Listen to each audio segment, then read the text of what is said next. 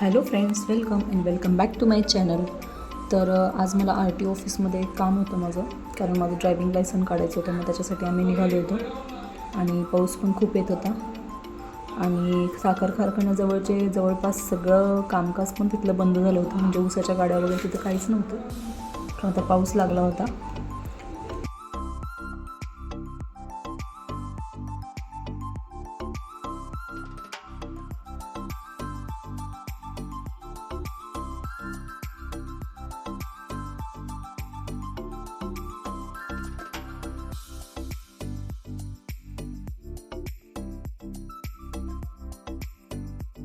आणि या पोस्टरला बघून राया असं म्हणत होता की ही बाईक आहे आणि हे पप्पा आहेत आणि हा मी आहे आणि आम्ही दोघंजण दूर चाललो आहे, असं त्या पोस्टरकडे बघून तो मला सांगत होता. आणि त्याचं पावसात भिजणं चालू होतं, ऐकायलाच तयार नव्हतं. त्याला पावसात संध्याकाळी ॲक्च्युली मी व्हेज बिर्याणी करणार होते, पण बिर्याणी म्हटलं की चिकनशिवाय घरच्यांना काही सुचत नाही, म्हणून मग शेवटी हैदराबादी दम बिर्याणी करायचं ठरलं. तर माझी बिर्याणीची रेसिपी ॲक्च्युली चॅनलवरती आहे, तुम्हाला पूर्ण बघायची असेल तर तुम्ही चॅनलला जाऊन बघू शकता. तर आज मी हैदराबादी बिर्याणी करते. इथे आम्ही टोमॅटो नाही यूज केला, तर चिकन मॅरिनेट करून घेते मी इथे दही हळद टाकून, आणि बाकीचे मसाले चिकन मसाला, बिर्याणी मसाला, धने जिरे पूड थोडी, परत आलं लसूणची पेस्ट, तिखा लाल काश्मीरी लाल, हे सगळं आणि तळलेला कांदा, हे सगळं मिक्स करून आणि तळलेल्या कांद्याचं उरलेलं जे तेल आहे ते तेल ह्याच्यामध्ये टाकून हे सगळं मिश्रण करून एक अर्धा तासभर मी मॅरिनेशन करायला ठेवलं होतं. आणि सोबतच राईस पण, बिर्याणीचा राईस पण अर्धा तास मी सोक केला होता.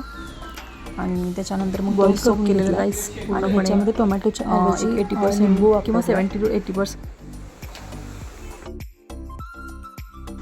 आणि तांदूळ उकळण्यासाठी जेव्हा आपण पाणी बॉईल करतो तेव्हा त्याच्यामध्ये मीठ मात्र भरपूर टाकावं लागतं. तर इथे मी साधारण 4 चमचे मीठ घेतलं आहे, कारण ते आपल्याला नंतर ड्रेन आउटच करायचं असतं. आणि त्याच्यानंतर गरम मसाले घेतलेत, तमालपत्र, चक्री फूल, मसाला वेलची, लवंग, वेलदोडे वगैरे, आणि लिंबू पण पिळला आहे कारण तांदूळ एकमेकांना चिकटू नये म्हणून. आणि त्याच्यानंतर थोडंसं तूप पण टाकायचं असतं. हे सगळं मिश्रण एकत्र करून घ्यायचं. जेव्हा पाण्याला उकळी येते तेव्हाच मात्र तांदूळ टाकायचा. जर लवकर घातला तर तांदूळ हा गिजगा होऊ शकतो, त्यामुळे लवकर तांदूळ टाकायचा नाही.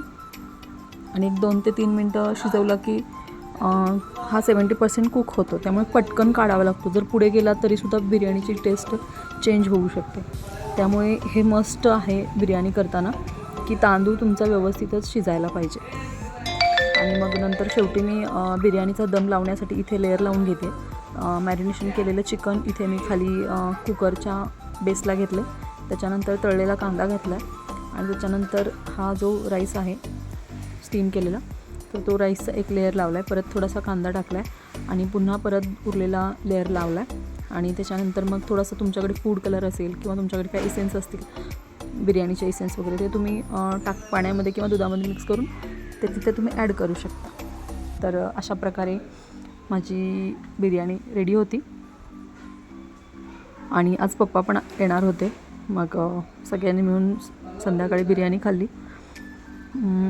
आणि रायाची आणि पप्पांची मजा मस्ती चालू होती जरा थोडीशी, कारण राया लपून बसला होता, तो बाबांना शोधायला सांगत होता. तर अशा प्रकारे आमचा आजचा दिवस होता. तर भेटू पुढच्या व्हिडिओमध्ये. Till then, bye bye.